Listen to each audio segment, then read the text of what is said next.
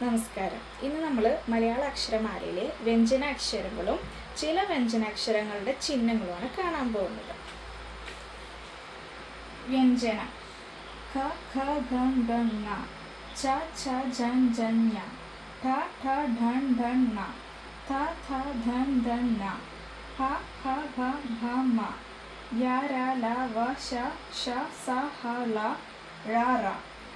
ഇത്രയാണ് നമ്മുടെ വ്യഞ്ജനാക്ഷരങ്ങൾ. ഇനി ഇതിൽ യ, വ, ള, റ ഈ 4 വ്യഞ്ജനാക്ഷരങ്ങൾക്ക് മാത്രം ചിഹ്നങ്ങളുണ്ട്.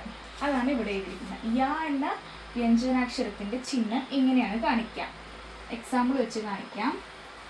ക എന്ന അക്ഷരത്തിൻ്റെ കൂടെ ഈ ചിഹ്നം യ എന്ന വ്യഞ്ജനാക്ഷരത്തിൻ്റെ ചിഹ്നം ചേരുമ്പോൾ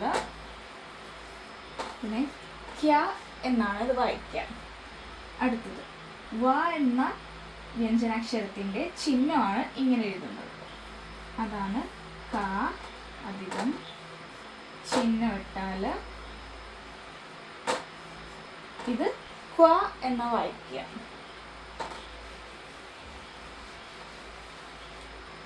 ഇനി റ എന്ന വ്യഞ്ജനാക്ഷരത്തിൻ്റെ ചിഹ്നമാണ് ഇത്. അപ്പോൾ കായുടെ കൂടെ ഈ ചിഹ്നം ഇടുമ്പോൾ മുമ്പിലാണ് ഇടേണ്ടത്. ഇപ്പോൾ ഇത് ക്ര എന്നാണ് വായിക്കുക. ഇനി ല എന്ന വ്യഞ്ജനാക്ഷരത്തിൻ്റെ ചിഹ്നമാണത്. കായൻ്റെ കൂടെ ഇത് കായൻ്റെ താഴെയാണ് ഈ ഒരു ചിഹ്നം ഇടേണ്ടത്. ഇതിനെ ക്ല എന്ന് വായിക്കുക.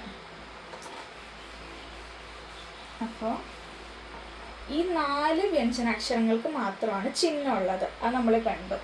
യ, വ, റ, ള ഈ 4 വ്യഞ്ജനാക്ഷരങ്ങൾക്ക് മാത്രമാണ് ചിഹ്നമുള്ളത്. ഇനി അടുത്തൊരു ചിഹ്നം എന്ന് പറയുന്നത് ചന്ദ്രകലയാണ്.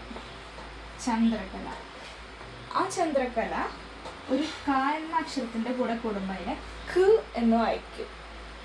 അല്ലെങ്കിൽ വ എന്ന അക്ഷരത്തിൻ്റെ കൂടെയാണെങ്കിൽ വ് എന്ന് വായിക്കും.